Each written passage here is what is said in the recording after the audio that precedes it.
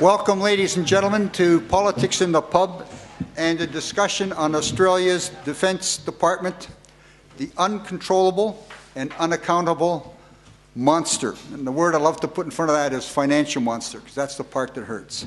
I acknowledge on behalf of all of us here, the traditional owners of this land on which we are gathered, the Gadigal people of the Eora Nation. We are privileged tonight to have two expert speakers on the subject, Dennis Doherty and Dr. Wayne Reynolds. Dennis Doherty is the co-coordinator of the Australian Anti-Bases Campaign Coalition. They support efforts to dismantle our excessive military spending and the development of a peace economy that will prioritize people over profits, create more jobs, and find much-needed public health and fund much-needed public health, education, housing, and environmental programs.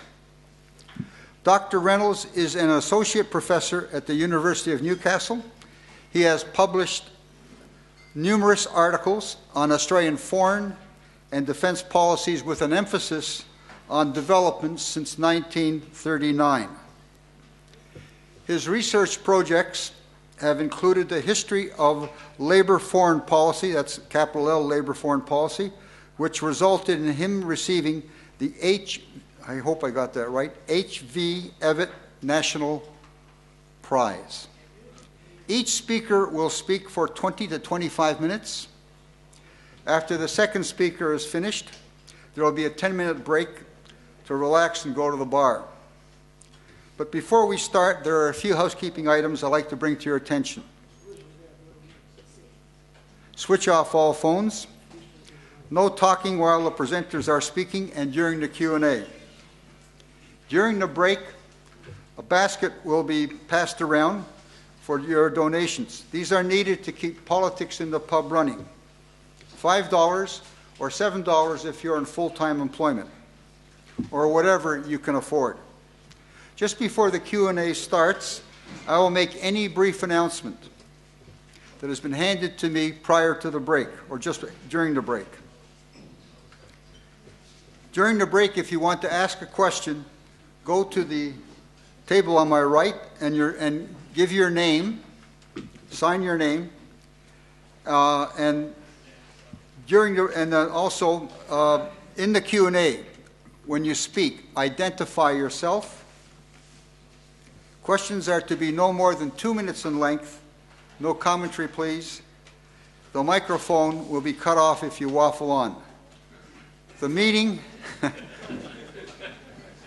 the meeting is scheduled to end at 7:45. We would like to get all the speakers on the record, those who want to speak, so that's why I'm asking you to be tight with your questions. Please give others a fair go. Opening the batting, first of all, please welcome our speakers.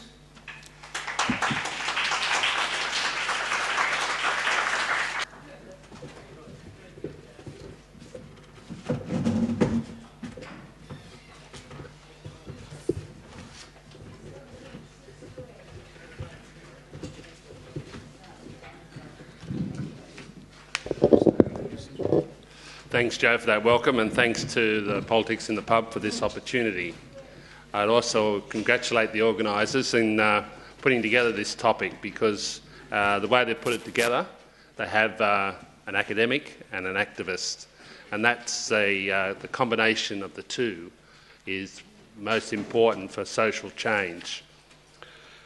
And that's what Politics in the Pub is about. It's not just about listening and hearing some good stuff, but going out and changing the world as it is.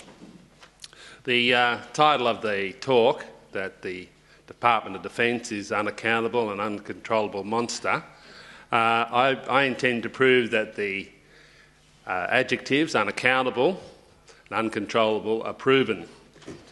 But from henceforth, I'll not use the word defence. It's my view, and the view of most peace activists, that is a misnomer for that particular department. I'll call it the military or the War Department, or just the department. I'll deal with the monster bit later. Be assured that the differences between the Labor Party and the Liberal Party administrations are so small that I don't intend to say anything about that issue and leave it at that. The concepts of military and security do not go hand in hand. Rather, the military really undermines security, and the way it's organised in Australia, that's even more so. Security is a much broader term than the protection by military force. The politics of the department are constrained by the urge of many politicians to get things made here, and so that the politicians can look good and say, look, we're creating jobs. Another powerful influence is the need of Australia to assert itself in the region. Sometimes it's described as being the junior partner or the deputy sheriff. And of course the other big influence on the department, looking over its shoulder with a big stick in its hand, is the United States. And they're always ready to push Australia into bigger quagmires of expense and waste of resources and human life. Let's deal with a monster first. Although the department can be targeted, it is not the monster. The monster lies deeper, lies in all of us, lies in our culture and our language. This is not accidental, it's been created and fostered. Benito Mussolini, and forgive me for quoting Benito Mussolini said, "Only war brings to the highest tension the energies of man and imprints the signs of nobility on those who have the virtue to confront it."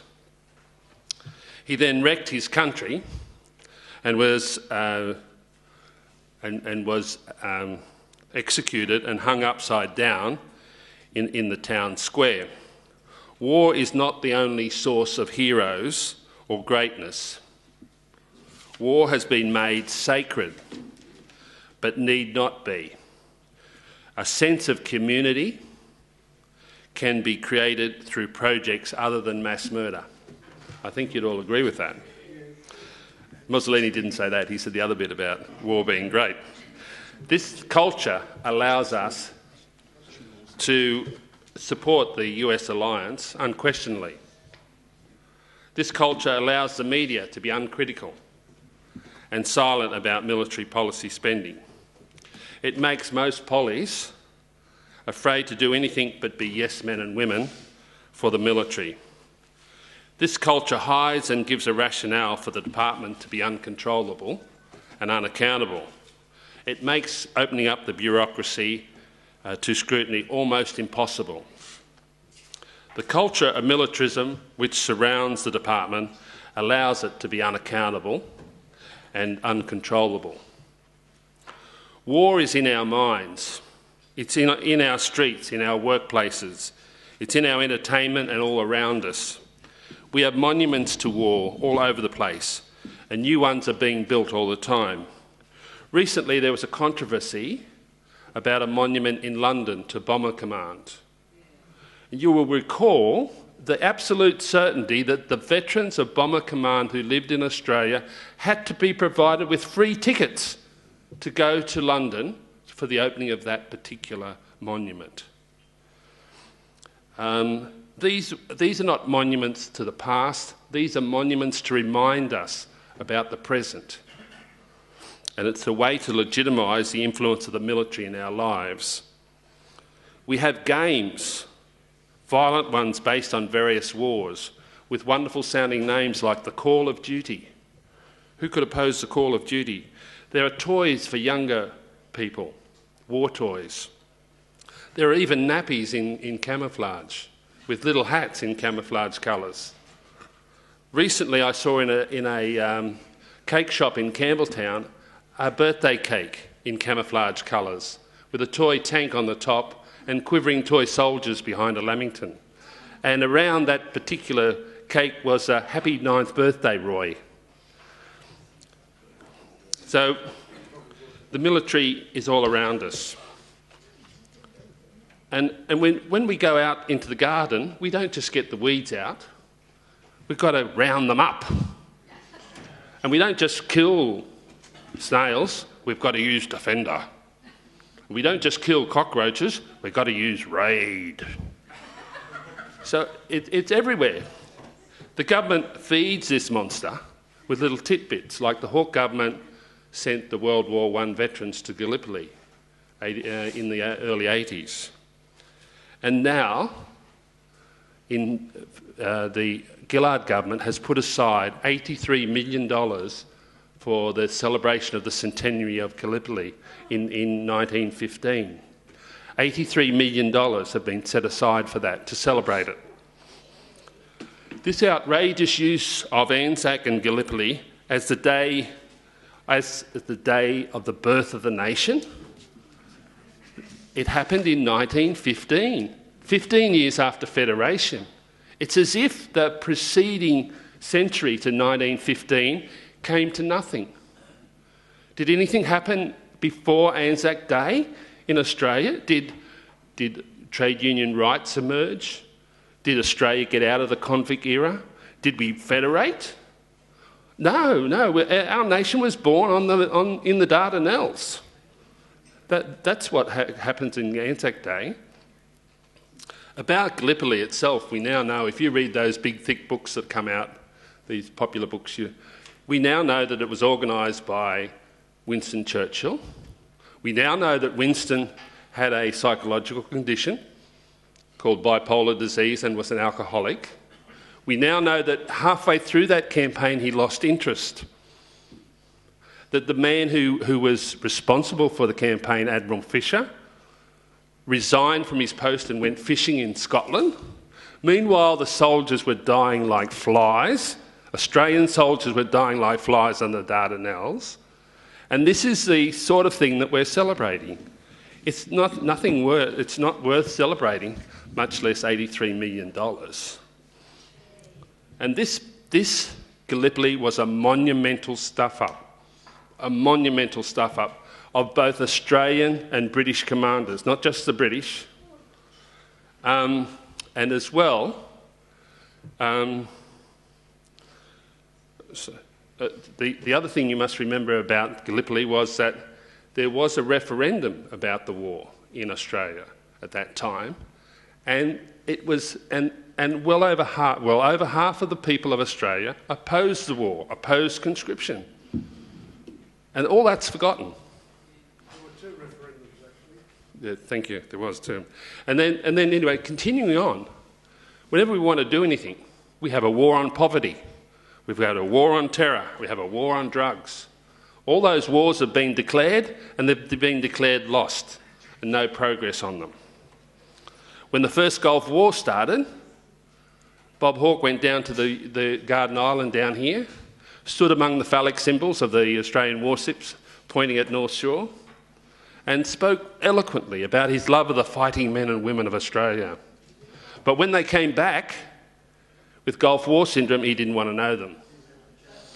And this is what happens time and time again. This is the pattern. They go off to cheers. While they're there, they're saints. Everyone who dies or anyone who gets injured, they're saints and heroes and role models. But then when they get ill, they don't want to be known. The government doesn't want to know them. Now let's look at a little bit more detail on unaccountable and uncontrollable. If you thought for a minute that the government was a careful, considerate caretaker of our tax money, put that thought in the bin straight away. Because I have a little list here, it's an impressive list of